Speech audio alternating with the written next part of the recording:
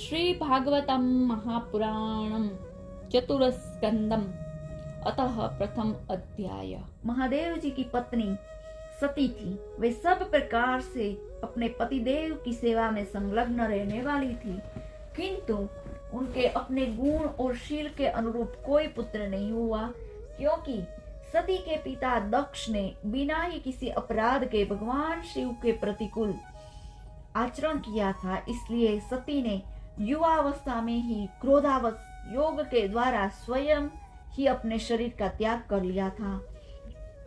भगवान शिव और दक्ष प्रजापति का मनोमालिन्य। विदुर जी ने पूछा, ब्राह्मण, प्रजापति दक्ष तो अपनी लड़कियों से बहुत स्नेह रखते थे, फिर उन्होंने अपनी कन्या सती का अनादर करके सिलवानों में सबसे श्रेष्ठ श्री महादेव जी से द्वेष क्यों किया? महादेव जी भी चराचर के गुरु, वेर रहित शांत मूर्ति, आत्माराम और जगत के आराध्य देव है। उनसे भला कोई क्यों बैर करेगा? भगवान, इन ससुर और दामाद में इतना विद्वेष कैसे हो गया, जिसके कारण सती ने अपने दुस्तज्य प्राणों तक की बलि दे दी? यह आप मुझे कहिए। श्री मैत्रेय जी ने कहा, विदुर जी, पहले एक बार प्रजापतियों के यज्ञ में सब बड़े बड़े ऋषि, देवताएं, मुनि, अग्नि आदि अपने अपने अनुयायियों के साथ एकत्र हुए थे। उसी समय प्रजापति दक्ष ने उस सभा में प्रवेश किया। वे अपने तेज से सूर्य के समान प्रकाशमान थे और उस विशाल सभा भवन का अंधकार दूर किए देते थे। उन्हें आया देख ब्रह्मा जी और महादेव जी के अतिरिक्त अग्नि पर्यंत सभी सभासद उनके तेज से प्रभावित होकर अपने अपने आसनों से उठकर खड़े हो गए। इस प्रकार समस्त सभासदों से भली भांति सम्मान प्राप्त करके तेजस्वी दक्ष जगत पिता ब्रह्मा जी को प्रणाम कर उनकी आज्ञा से अपने आसन पर बैठ गए, परंतु महादेव जी को पहले से ही बैठका देख तथा उनसे अभ्युत्थान आदि के रूप में कुछ भी आदर न पाकर दक्ष उनका यह व्यवहार सहन नहीं कर पाते। उन्होंने उनकी ओर टेढ़ी नजर से इस प्रकार देखा मानो उन्हें वे क्रोध अग्नि से जला डालेंगे। फिर कहने लगे, देवता और अग्नियों के सहित समस्त ब्रह्मर्षिगण मेरी बात सुने। मैं ना समझी या द्वेषवश नहीं कहता, बल्कि शिष्टाचार की बात कहता हूँ। यह निर्लज्ज महादेव समस्त लोकपालों की पवित्र कीर्ति को धूल में मिला रहा है। देखिए, इस घमंडी ने सत्पुरुषों के आचरणों को लांछित एवं मटिया मेट कर दिया है। बंदर के से नेत्र वाले इसने सत्पुरुषों के समान मेरी सावित्री सरीखी मृग नयनी पवित्र कन्या का अग्नि और ब्राह्मणों के सामने पानी ग्रहण किया है, इसलिए यह एक प्रकार से मेरे पुत्र के समान हो गया है। उचित तो यह था कि यह उठकर मेरा स्वागत करता, मुझे प्रणाम करता, परंतु इसने वाणी से भी मेरा सत्कार नहीं किया। हाय, जिस प्रकार शूद्र को कोई वेद पढ़ा दे, उसी प्रकार मैंने इच्छा न होते हुए भी भावी वर्ष इसको अपनी सुकुमारी कन्या दे दी। इसने सत्कर्म को लोप कर दिया। यह सदा अपवित्र रहता है, बड़ा घमंडी है और धर्म की मर्यादा को तोड़ रहा है। यह प्रेतों के निवास स्थान भयंकर शमशान में भूत प्रेतों को साथ लिए घूमता रहता है। पूरे पागलों की तरह सिर के बाल बिखरे नंग अडंग पटकता है, कभी हंसता है, कभी रोता है। यह सारे शरीर पर चित्ता की अपवित्र भस्म लपेटे रखता है। गले में भूतों के पहनने योग्य नरमुंडों की माला और शरीर में हड्डियों के गहने पहने रहता है। यह बस नाम भर का शिव है, वास्तव में यह पूरा अशिव, अमंगल।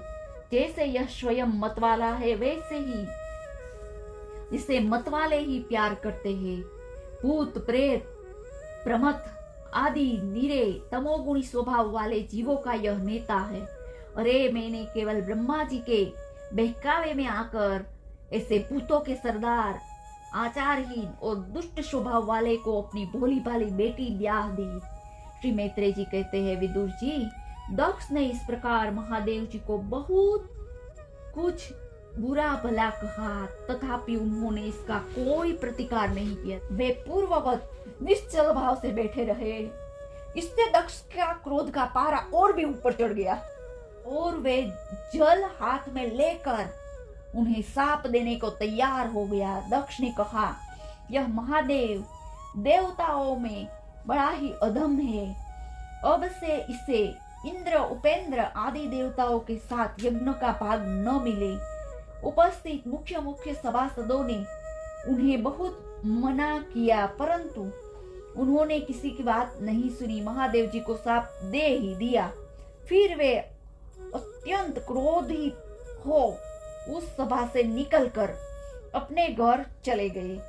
जब शंकर जी के अनुयायियों में अग्रगण्य नंदीश्वर को मालूम हुआ कि दक्ष ने शाप दिया है, तो वे क्रोध से तमतमा उठे और उन्होंने दक्ष तथा उन ब्राह्मणों को जिन्होंने दक्ष के दुर्वचनों को अनुमोदन किया था, बड़ा भयंकर शाप दिया। वो बोले, जो इस मरण धर्मा शरीर में ही अभिमान करके किसी से भी द्रोह न करने वाले भगवान शंकर से द्रोह करता है, वह भेद बुद्धि वाला मूर्ख दक्ष तत्व ज्ञान से विमुख ही रहे। यह चातुर्मास यज्ञ करने वाले को अक्षय पुण्य प्राप्त होता है। यदि अर्थवाद रूप वेद वाक्यों को मोहित एवं विवेक भ्रष्ट होकर विषय सुख की इच्छा से कपट धर्ममय गृहस्थाश्रम में आसक्त रहकर कर्म कांड में ही लगा रहता है, इसकी बुद्धि देहादि में आत्मभाव का चिंतन करने वाली है। इसके द्वारा इसने आत्म स्वरूप को भुला दिया है। यह साक्षात पशु के ही समान है। अतः अत्यंत स्त्री लंपट हो और शीघ्र ही उसका मुख बकरे का ही हो जाए। यह मूर्ख कर्ममयी अविद्या को ही विद्या समझता है। इसलिए यह और जो भगवान शंकर का अपमान करने वाले इस दुष्टों के पीछे पीछे चलने वाले सभी जन्म मरण रूप संसार चक्र में पड़े रहे। वेदवाणी रूप लता फल श्रुति रूप पुष्पों से सुशोभित है।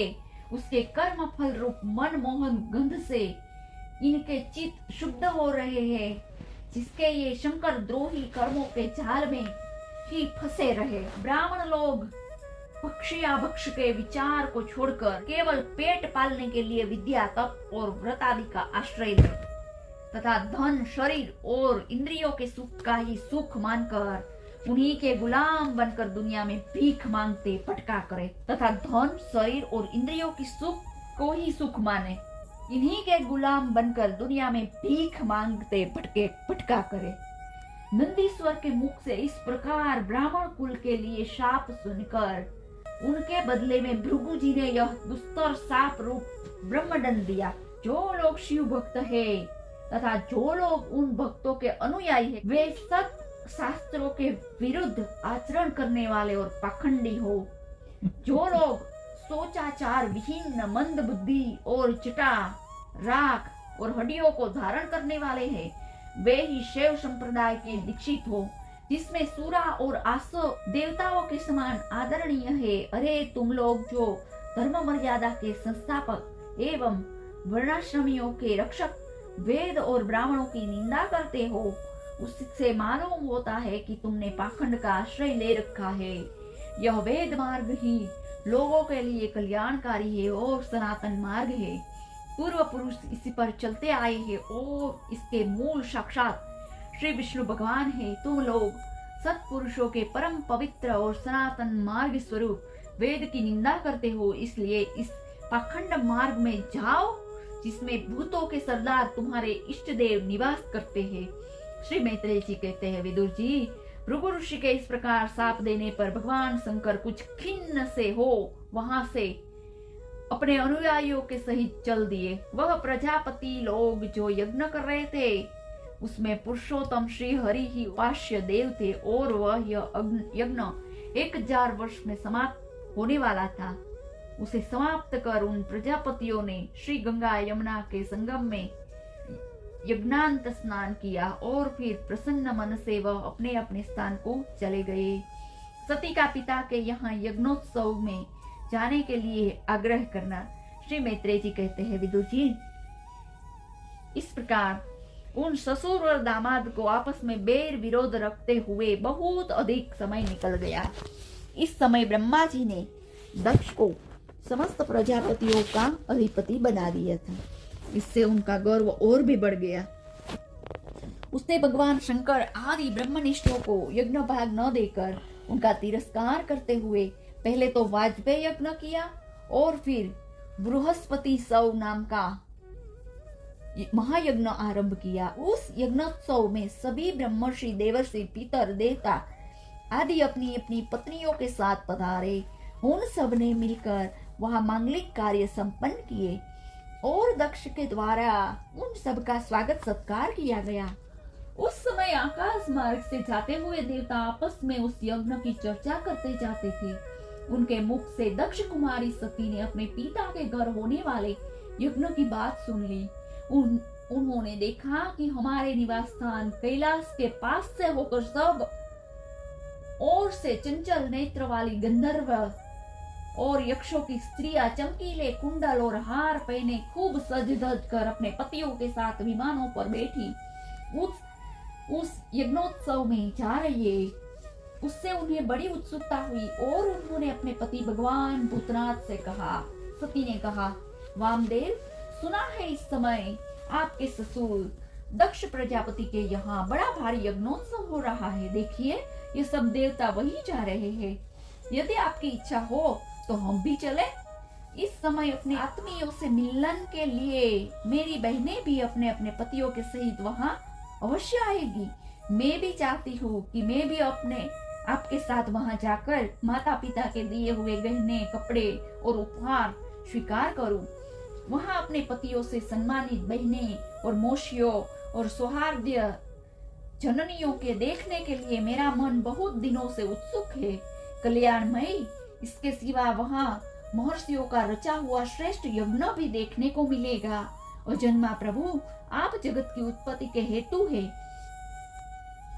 आपकी माया से रचा हुआ यह परम आश्चर्यमय त्रिगुणात्मक जगत आप ही में भास रहा है, किंतु मैं तो स्त्री स्वभाव होने के कारण आपके तप से अनभिज्ञ और बहुत दीन हूँ। इसलिए इस समय अपनी जन्मभूमि को देखने को बहुत उत्सुक हो रही हूँ।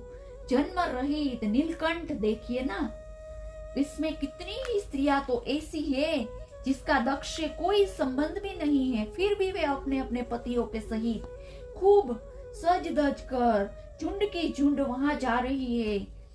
वहां जाने वाली इन देवांगनाओं के राजहंस के समान श्वेत विमानों से आकाश मंडल में कैसा सुशोभित हो रहा है। सूर्यश्रेष्ठ ऐसी अवस्था में अपने पिता के यहाँ उत्सव का समाचार पाकर उसकी बेटी का शरीर उसमें सम्मिलित होने के लिए क्यों न छटपटाएगा। पति, गुरु और माता पिता आदि सूर्योदयों के यहाँ बिना बुलाए भी जा सकते हैं। अतः देव, आप मुझ पर प्रसन्न हो। आपको मेरी यह इच्छा अवश्य पूर्ण करनी चाहिए। आप बड़े करुणामय हैं, तभी तो परम ज्ञानी होकर आपने मुझे अपने आधे अंग में स्थान दिया है। अब मेरी इस याचना पर ध्यान देकर मुझे अनुग्रहित कीजिए। श्री मैत्रेय जी कहते हैं, प्रिया सती जी के इस प्रकार प्रार्थना करने पर अपने आत्मियों का प्रिय करने वाले भगवान शंकर को दक्ष प्रजापति के उस मर्म भेदी दुर्वचन रूप बाणों का स्मरण हो आया जो उन्होंने समस्त प्रजापतियों के सामने कहे थे। तब वे हंसकर बोले। भगवान शंकर ने कहा, सुंदरी, तुमने जो कहा कि अपने बंधुजन के यहाँ बिना बुलाए भी जा सकते हैं, सो तो ठीक है, किंतु ऐसा तभी करना चाहिए जब उनकी दृष्टि अतिशय प्रबल देहाभिमान से उत्पन्न हुए मद और क्रोध के कारण द्वेष दोष से युक्त न हो गई हो।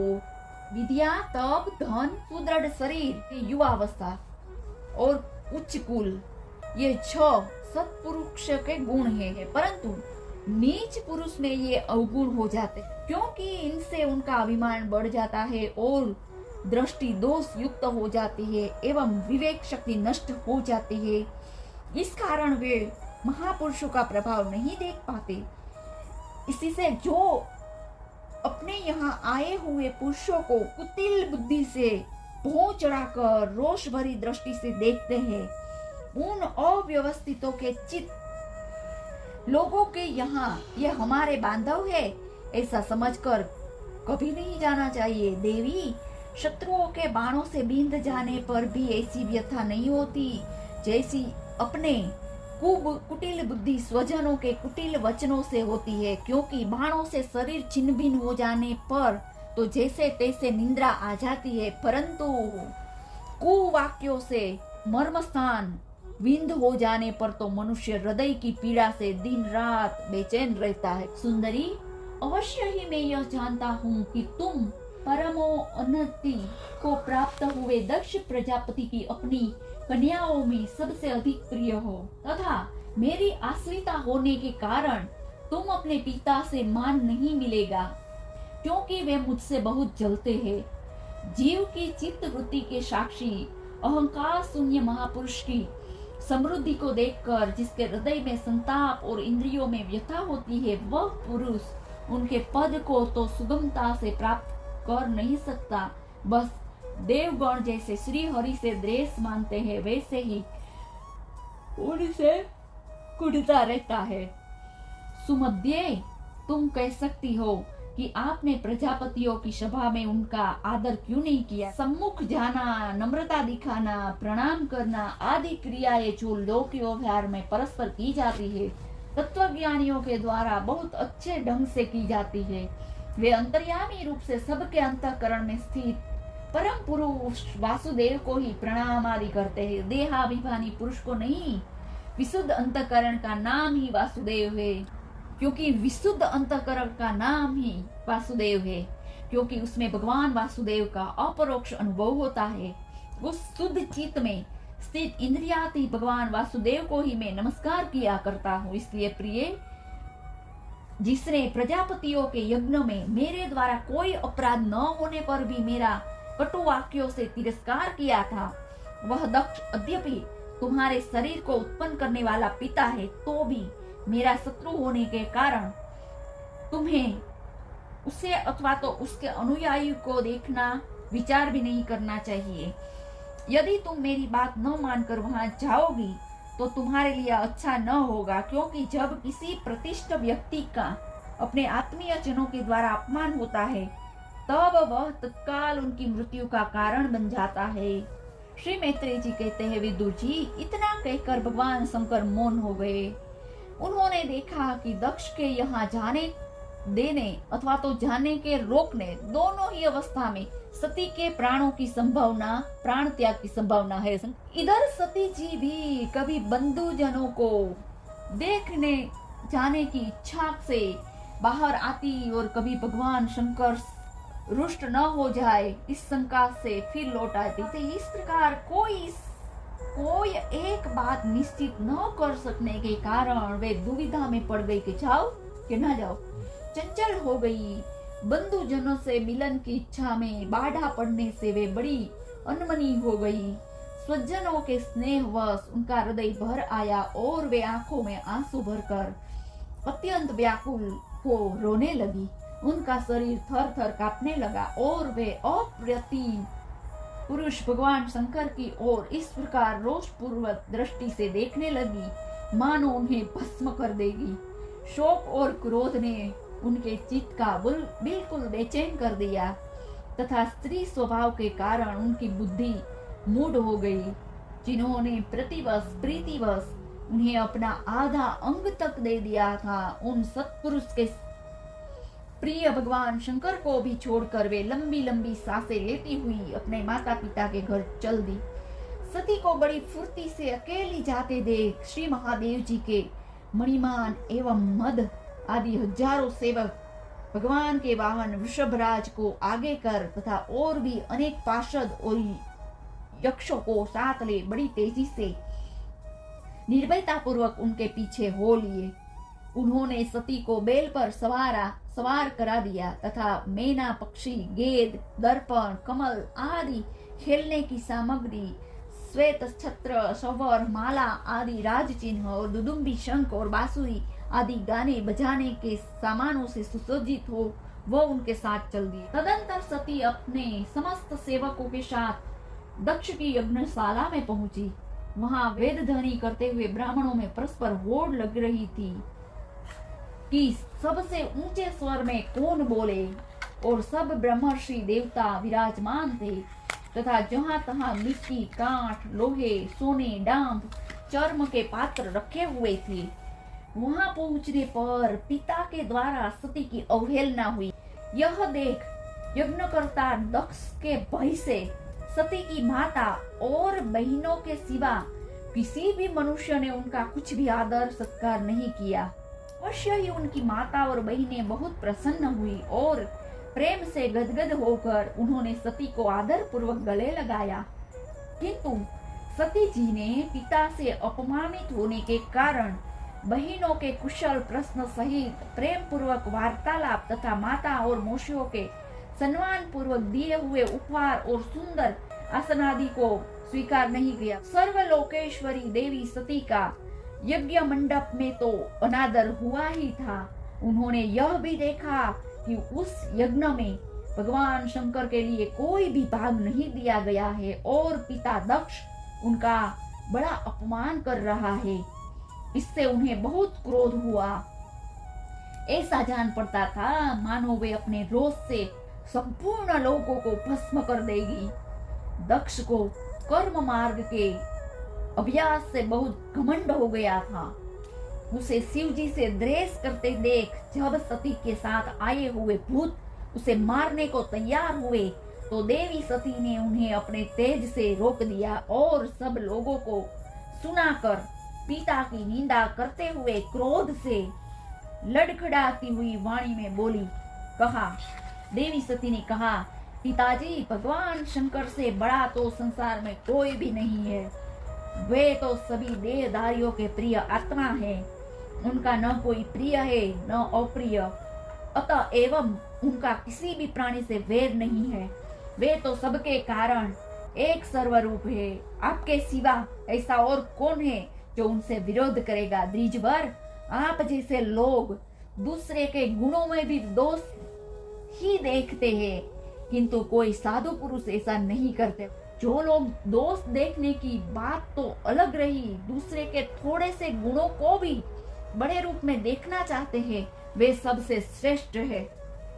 खेद है कि आपने ऐसे महापुरुषों पर भी दोषारोपण ही किया। जो दुष्ट मनुष्य इस स्वरूप जड़ शरीर को ही आत्मा मानता है, वे यदि सर्वदा ही महापुरुषों की निंदा करे तो यह कोई आश्चर्य की बात नहीं है, क्योंकि महापुरुष तो उनकी इस चेष्टा पर कोई ध्यान नहीं देते, परंतु उनके चरणों की धूली उनके इस अपराध को न सहन कर उनका तेज नष्ट कर देती है। अतः महापुरुषों की निंदा जैसा जघन्य कार्य उन दुष्ट पुरुषों को ही शोभा देता है, जिनका शिव यह 2 अक्षर का नाम प्रसंगवश एक बार भी मुंह से निकल जाने पर मनुष्य के समस्त पापों को तत्काल नष्ट कर देता और जिनकी आज्ञा का कोई भी उल्लंघन नहीं कर सकता। अहो, उन्हीं पवित्र कीर्ति मंगलमय भगवान शंकर से आप द्वेष करते हैं? अवश्य ही आप अमंगल स्वरूप है। अरे महापुरुषों के मन मधुकर ब्रह्मानंदमय रस का पान करने की इच्छा से जिनके चरण कमल का निरंतर सेवन किया करते हैं और जिनके चरणारविंद सकाम पुरुषों को अभिष्ट भोग भी देते, उन विश्व बंधु भगवान शिव से आप वैर करते हैं। वे केवल नाम मात्र के शिव है। उनका वेश अशिव रूप है, अमंगल रूप है। इस बात को आपके सिवा दूसरा कोई देवता संभव नहीं जानते, क्योंकि जो भगवान शिव स्मशान भूमिस्थ नरमुंडों की माला, चित्ता की भस्म और हड्डियों को पहने, जटा बिखरे भूत पिशाच के साथ स्मशान में निवास करते हैं, उन्हीं के चरणों पर गिरे हुए निर्माल्य को ब्रह्मा आदि देवता अपने सिर पर धारण करते हैं।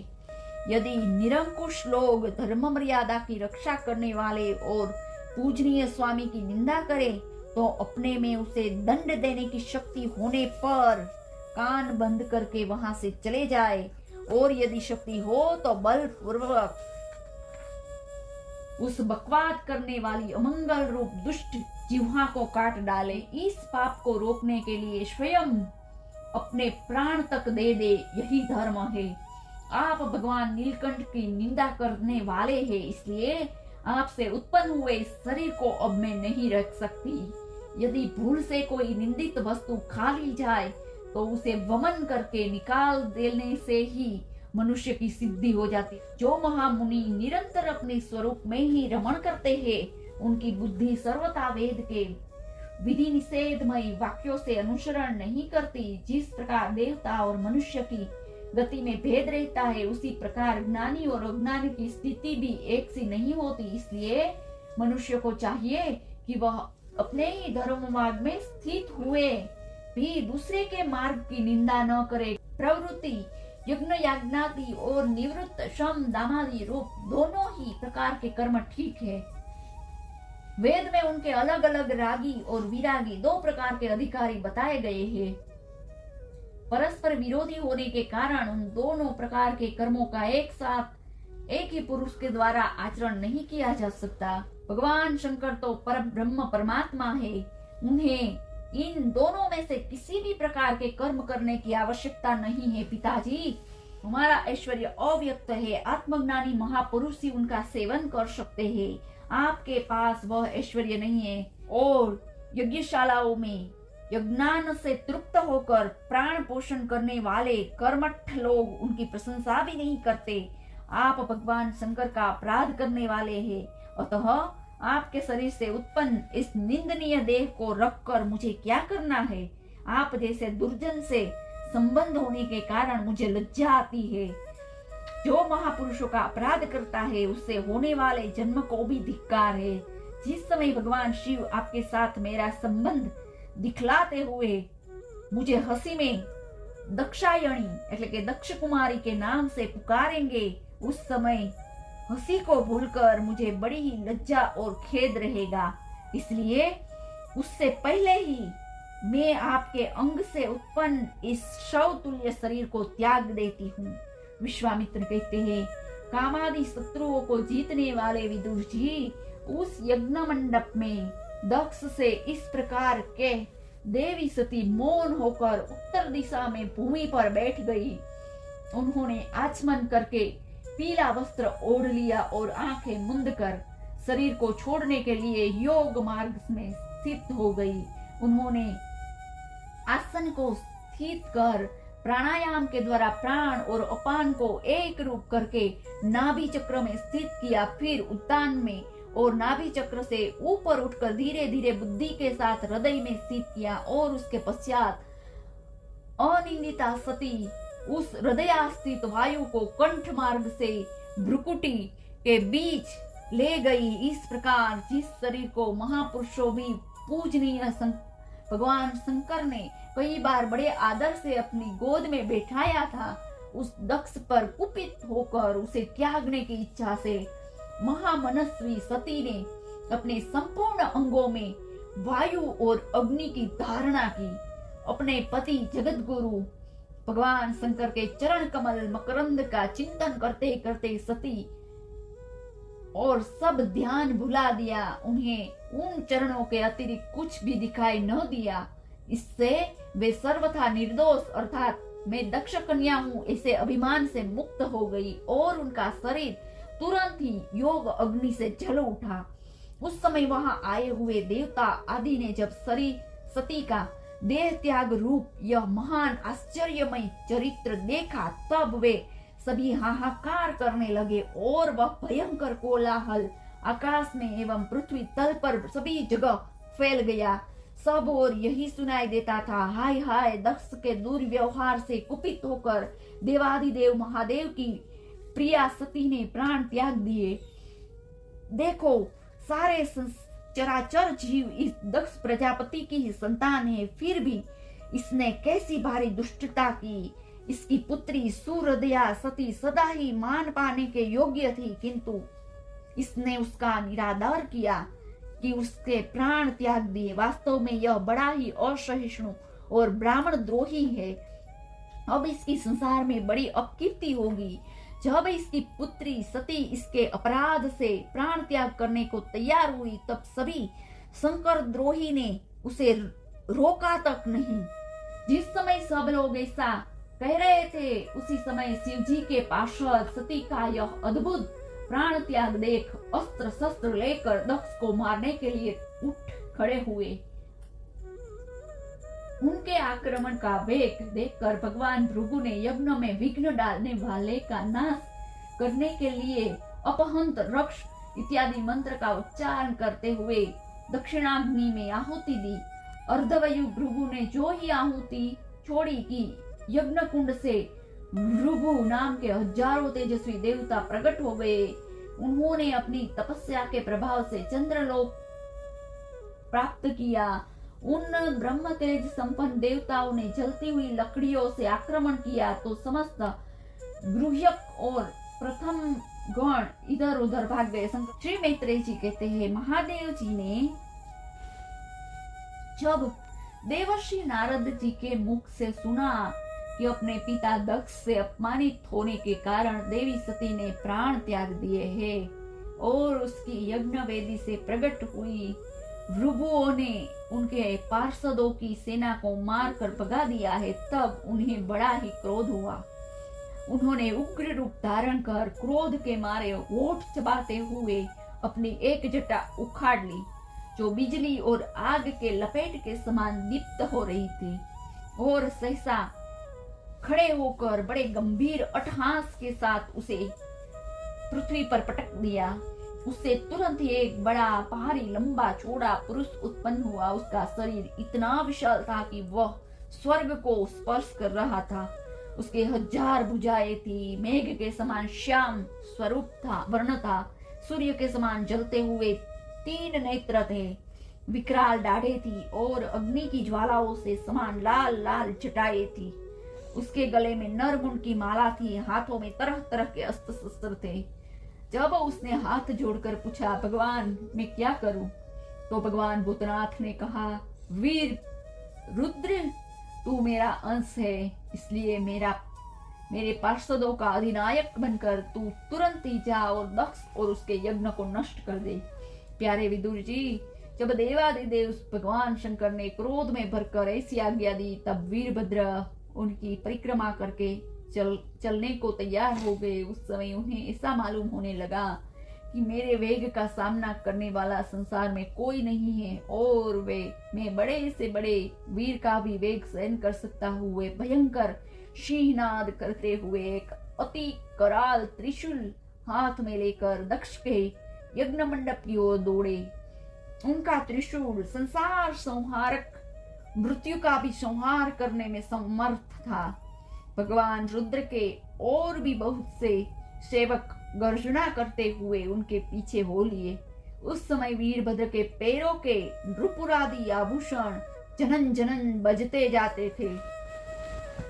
इधर यज्ञशाला में बैठे हुए ऋतिज यजमान सदस्य तथा अन्य ब्राह्मणों तथा ब्राह्मणियों ने जब उत्तर दिशाओं से धूल उड़ती हुई देखी, तब वे सोचने लगे, अरे यह अंधेरा सा कैसे होता रहा है, यह धूल कहां से छा गई। इस समय तो न आंधी ही चल रही है, न कहीं लुटेरे ही सुने जाते, क्योंकि अपराधियों को कठोर दंड देने वाले राजा प्राचीन बहिर अभी जीवित है। अभी गौओं के आने का समय भी नहीं हुआ, फिर यह धूल कहां से आई। क्या इसी समय संसार का प्रलय तो नहीं होने वाला। तब दक्ष पत्नी प्रसूति एवं अन्य स्त्रियों ने व्याकुल होकर कहा, प्रजापति दक्ष ने अपनी सारी कन्याओं के सामने बेचारी निरपराध सती का तिरस्कार किया था। मालूम होता है यही उसी पाप का फल है, अथवा हो न हो यह संहार मूर्ति भगवान रुद्र के अनादर का ही परिणाम है।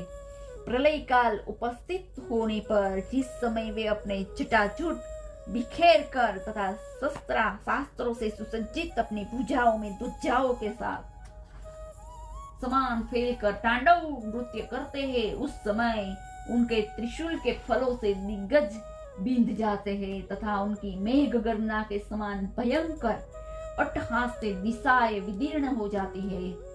उस समय उनका तेज असह्य होता है। वे अपनी भौहें टेढ़ी करने के कारण बड़े दुर्दुष जान पड़ते हैं और उनकी विकराल डाढ़ों से तारागण अस्त व्यस्त हो जाते हैं। उस क्रोध में भरे हुए भगवान शंकर को बार बार कुपित करने वाला पुरुष साक्षात विधाता ही क्यों न हो, क्या कभी उसका कल्याण हो सकता है? जो लोग महात्मा दक्ष के यज्ञ में बैठे थे वे भय के कारण एक दूसरे की ओर कातर दृष्टि से देखने लगे। निहार करते हुए ऐसी ही तरह तरह की बातें कर रहे थे कि इतने में ही आकाश और पृथ्वी में सब और सहस्त्रों भयंकर उत्पात होने लगे। विदुर जी, इस समय दौड़कर आए हुए रुद्र सेवकों ने उस महान यज्ञ मंडप को सब ओर से घेर लिया और सब तरह तरह के अस्त्र शस्त्र लिए हुए थे। उनमें कोई बोने, कोई भूरे रंग का और कोई पीले रंग का, कोई मगर के समान पेट वाला और मुख वाले थे। उनमें से कई के तो प्रांग्य वंश यज्ञशाला में पूर्व और पश्चिम में खंभे के बीच में आड़े रखे हुए डंडे को तोड़ डाला। किन्हीं ने यज्ञशाला के पश्चिम की ओर स्थित पत्नीशाला को नष्ट कर दिया। किन्हीं ने यज्ञशाला के सामने सभा मंडल में मंडप के आगे उत्तर की ओर प्रतिष्ठित अग्नार्धिशाला को तोड़ दिया। किन्हीं ने यजमान गृह और पाकशाला को तहर नसक कर दिया। किन्हीं ने यज्ञ के पात्र तोड़ दिए। किन्हीं ने अग्नियों को बुझा दिया। किन्हीं ने यज्ञ कुंड में पेशाब कर दिया और किन्हीं ने वेदी की सीमा के सूत्रों को तोड़ डाला। कोई कोई मुनियों को तंग करने लगा और कोई स्त्रियों को डराने धमकाने लगा और किन्हीं ने अपने पास होकर भागते हुए देवताओं को पकड़ लिया। मणिमान ने भृगु ऋषि को बांध लिया। वीरभद्र ने प्रजापति दक्ष को कैद कर लिया और चंडीस ने उषा को और नंदीश्वर ने भग देवता को पकड़ लिया। भगवान शंकर के पार्षदों की यह भयंकर लीला देखकर तथा उनके कंकड़ पत्थरों की मार से बहुत तंग आकर वहां से जितने ऋत्विज सदस्य और देवता लोग थे सबके सब जहां तहां भाग गए। भृगु जी हाथ में श्रुवाह के लिए हवन कर रहे थे। वीरभद्र ने उनकी दाढ़ी मूछें नोच ली क्योंकि उन्होंने प्रजापति की सभा में मूछे को ऐंठते हुए महादेव जी का उपवास किया था, क्रोध में उपवास किया था। उन्होंने क्रोध में भरकर भगदेवका को पृथ्वी पर पटक दिया और उनकी आंखें निकाल ली, क्योंकि जब दक्ष देव सभा में श्री महादेव जी को बुरा भला कहते हुए शाप दे रहे थे उस समय उन्होंने दक्ष को सेन देकर उकसाया था। इसके पश्चात जैसे ही अनुरुद्ध के विवाह के समय बलराम जी के कलिंग राज के दांत उखाड़े थे, उसी समय उन्होंने उषा के दांत तोड़ दिए, क्योंकि जब दक्ष ने महादेव जी को गालियां दी थी उस समय ये दांत दिखाकर हंसते थे। फिर वे दक्ष की छाती पर बैठकर एक तेज तलवार से उसका सिर काटने लगे, परंतु बहुत प्रयत्न करने पर भी वे उस समय धड़ से अलग न कर सके। जब किसी भी प्रकार के अस्त्र शस्त्र से दक्ष की त्वचा नहीं कटी तब वीरभद्र को बड़ा आश्चर्य हुआ और वे बहुत देर तक विचार करते रहे। तब उन्होंने यज्ञ मंडप में यज्ञ पशुओं को जिस प्रकार मारा जाता था उसी देखकर उस प्रकार दक्ष रूप उस यजमान रूप पशु का सिर धड़ से अलग कर दिया। यह देखकर भूत प्रेत और पिशाच आदि तो उनके इस कर्म की प्रशंसा करने लगे और वाह वाह कहने लगे और दक्ष के दल वालों में हाहाकार मच गया। वीरभद्र ने अत्यंत कुपित होकर दक्ष के सिर की यज्ञ की दक्षिणाग्नि में डाल दिया और उस यज्ञशाला में आग लगाकर यज्ञ को विध्वंस करके वे कैलाश पर्वत को लौट आए। श्री मैत्रेय जी कहते हैं, विदुर जी, इस प्रकार जब रुद्र के सेवकों ने समस्त देवताओं को हरा दिया और उनके संपूर्ण अंग प्रत्यंग भूत प्रेत के त्रिशूल, पटीस, खड्ग, गदा, परिध और मुदगर आदि आयुधों से छिन्न भिन्न हो गए, तब वे रुद्रज और सदस्यों के सहित बहुत ही डर कर ब्रह्मा जी के पास पहुंचे और प्रणाम करके उन्होंने सारा वृत्तांत सुनाया। भगवान ब्रह्मा जी, वो सर्व अंतर्यामी श्री नारायण, पहले से ही इस भावी उत्पात को जानते थे, इसी से वे दक्ष के यज्ञ में नहीं गए थे। अब देवताओं के मुख से वहां की सारी बातें सुनकर उन्होंने कहा, देवताओं, परम समर्थ तेजस्वी पुरुष से कोई दोस्त भी बन जाए तो भी उसके बदले में अपराध करने वाले मनुष्य का भला नहीं होता। फिर तुम लोगों ने तो यज्ञ में भगवान शंकर का प्राप्य भाग न देकर उनका बड़ा भारी अपराध किया है, परंतु शंकर जी बहुत ही शीघ्र प्रसन्न होने वाले हैं, इसलिए तुम लोग शुद्ध हृदय से उनके पैर पकड़कर उन्हें प्रसन्न करो, उनसे क्षमा मांगो। दक्ष के दुर्वचन रूपी बाणों से उनका हृदय तो पहले से ही बिंद रहा था, उस पर उनकी प्रिया सती जी का वियोग हो गया, इसलिए यदि तुम लोग चाहते हो कि वह यज्ञ फिर से आरंभ होकर पूर्ण हो, तो पहले जल्दी जाकर उनसे अपने अपराध के लिए क्षमा मांगो, नहीं तो उनके कुपित होने पर लोकपालों के सहित इन समस्त लोगों का भी बचना असंभव है। भगवान रुद्र परम स्वतंत्र है, उनके तत्व और शक्ति सामर्थ्य को न तो कोई ऋषि मुनि देवता और यज्ञ स्वरूप देवराज इंद्र ही जानते हैं और न ही स्वयं मैं भी जानता हूँ, फिर दूसरों की तो बात ही क्या है। ऐसी अवस्था में उन्हें शांत करने का उपाय कौन कर सकता है। देवताओं से इस प्रकार कहकर ब्रह्मा जी उनको प्रजापतियों को और पितरों के साथ ले अपने लोक से पर्वतश्रेष्ठ कैलाश को गए, जो भगवान शंकर का प्रिय धाम है। उस कैलाश पर औषधि, तप, मंत्र और योग आदि उपायों से सिद्धियों को प्राप्त हुए और जन्म से ही सिद्ध देवता निवास किया करते हैं। किन्नर, गंधर्व और अप्सराएं सदा वहां बने रहते हैं। उनके मणिमय शिखर है, जो नाना प्रकार के धातुओं से रंग बिरंगी प्रतीत होते हैं। उस पर अनेक प्रकार के वृक्ष, लताएं और गुलमादि छाए हुए हैं, जिनके झुंड के झुंड जंगली पशु विचरते रहते हैं। वहां निर्मल जल के अनेक झरने बहते हैं और बहुत सी गहरी कंदराएं और ऊंचे शिखरों के कारण वह पर्वत अपने प्रियतमों के साथ विहार करती हुई सिद्ध पत्नियों का क्रीड़ा स्थल बना हुआ है। वह सब और मोरों के शोर, मदांध भौरों के गुंजार, कोयलों की कुहू कुहू ध्वनि और अन्य पक्षियों के कलरव से गूंज रहा है। उसके कल्प वृक्ष अपनी ऊंची डालियों से हिला हिला कर मानो पक्षियों को बुलाते रहते हैं। हाथियों के चलने फिरने के कारण वह कैलाश स्वयं चलता हुआ सा और झरने की कलकल ध्वनि से बातचीत करता हुआ सा जान पड़ता है। मंदार, पारिजात, सरल, तमाल, शाल, ताड़, कचनार, असन, अर्जुन वृक्षों से वह पर्वत बड़ा ही सुहावना जान पड़ता है। आम, कदम, नीप, नाग, पुन्नाग, चंपा, गुलाब, अशोक, मोलसिरी, कुंद, कूर्बद, सुनहरे, शतपत्र, कमल, इलायची और मालती की मनोहर लताएं तथा कुब्जक, मोगरा और माधवी की बेलें भी उनकी शोभा बढ़ाती है। कटहल, गुलर, पीपल, पाकर, बड़, गुगल, भोज वृक्ष, औषधि जाति के पेड़, केले आदि के फल आने के बाद काट दिए जाते हैं। सुपारी, राजपूग, जामुन, खजूर, आंवला, आम, पियाल, महुआ और लिशोड़ा आदि विभिन्न प्रकार के वृक्ष और पोले और ठोस बांस के झुरमुटों से वह पर्वत बड़ा ही मनोहर मालूम होता है। उसके सरोवर में कुमुद, उत्पल, कलहार और शतपत्र आदि अनेक जाति के कमल खिलते हैं। उसकी शोभा से मुग्ध होकर कलरव करते हुए झुंड के झुंड पक्षियों से वहां बड़ा ही भला लगता है।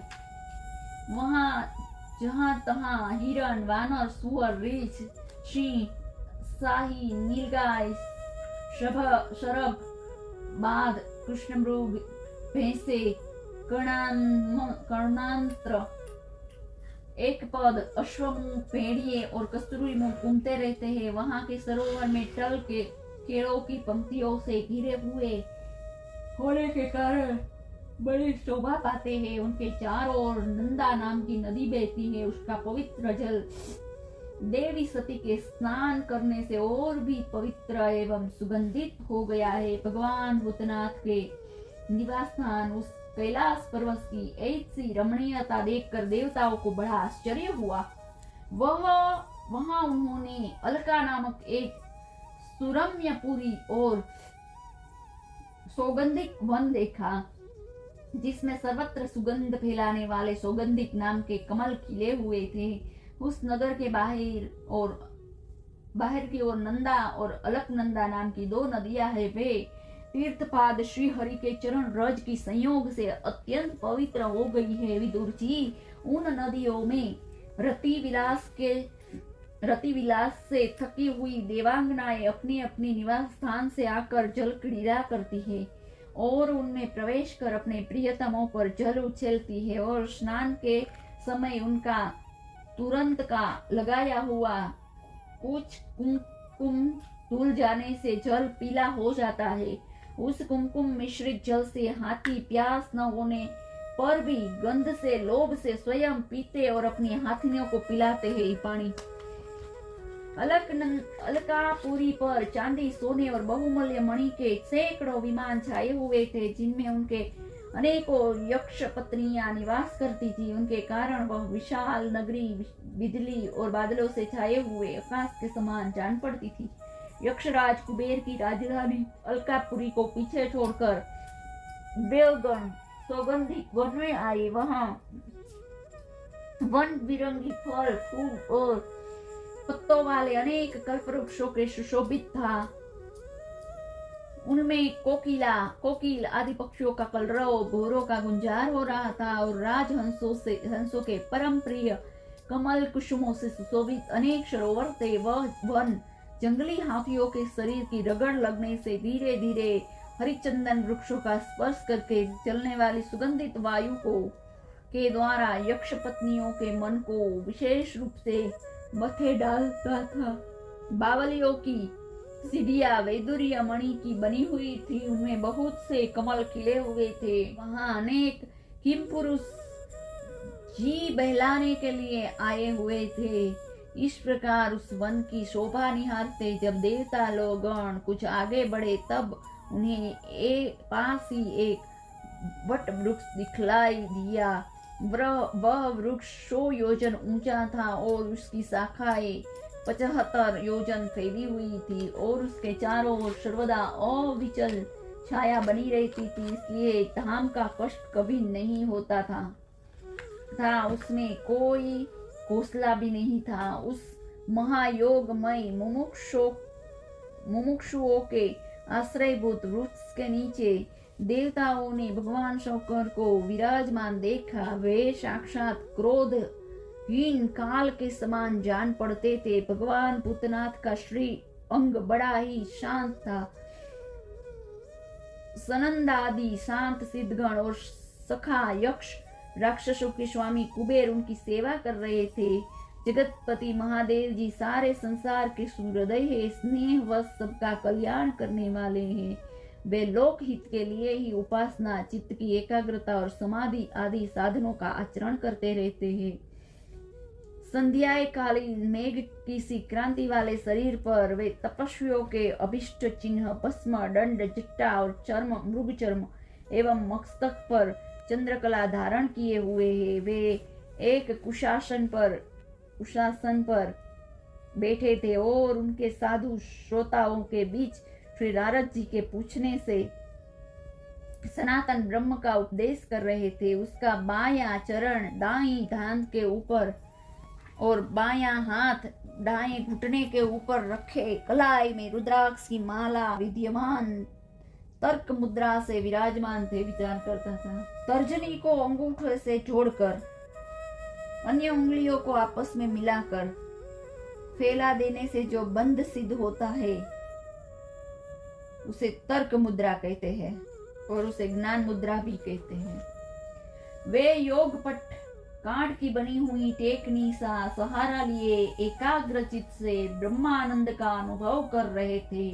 लोकपालों के सहित समस्त मुनियों ने मननशीलों में सर्वश्रेष्ठ भगवान शंकर को हाथ जोड़कर प्रणाम किया। यद्यपि समस्त देवता और दैत्यों के अधिपति श्री महादेव जी के चरण कमल की वंदना करते हैं, तथापि ब्रह्मा जी को अपने स्थान पर आया देखकर तुरंत खड़े हो गए और जैसे वामन अवतार में परम पूज्य विष्णु भगवान कश्यप जी की वंदना करते हैं, उसी प्रकार सिर झुकाकर उन्होंने प्रणाम किया। इसी प्रकार शंकर जी ने चारों ओर जो महर्षि योग के सहित अन्य सिद्धगण बैठे थे, उन्होंने भी ब्रह्मा जी को प्रणाम किया। सबके नमस्कार कर चुकने पर ब्रह्मा जी ने चंद्रमौली भगवान से, जो अब तक प्रणाम की मुद्रा में ही खड़े थे, हंसते हुए कहा। ब्रह्मा जी ने कहा, देव, मैं जानता हूँ आप संपूर्ण जगत के स्वामी हैं, क्योंकि विश्व की योनि शक्ति प्रकृति और बीज शिव पुरुष से परे जो एक पर ब्रह्म है वह आप ही है। भगवान, आप मकड़ी के समान ही अपने स्वरूप भूत शिव शक्ति के रूप में क्रीड़ा करते हैं। लीला से ही संसार की रचना, पालन और संहार करते रहते हैं। आपने ही धर्म और अर्थ की प्राप्ति कराने वाले वेद की रक्षा के लिए दक्ष को निमित्त बनाकर यज्ञ को प्रकट किया है और आपकी ही बांधी हुई ये वर्णाश्रम की मर्यादाएं है, जिसकी नियम निष्ठ ब्राह्मण श्रद्धा पूर्वक पालन करते हैं। मंगलमय महेश्वर, आप शुभ कर्म करने वालों को स्वर्ग लोक अथवा मोक्ष पद प्रदान करते हैं और पाप कर्म करने वालों को घोर नरक में डालते हैं। फिर भी किसी व्यक्ति के लिए इन कर्मों का फल उल्टा कैसे हो सकता है?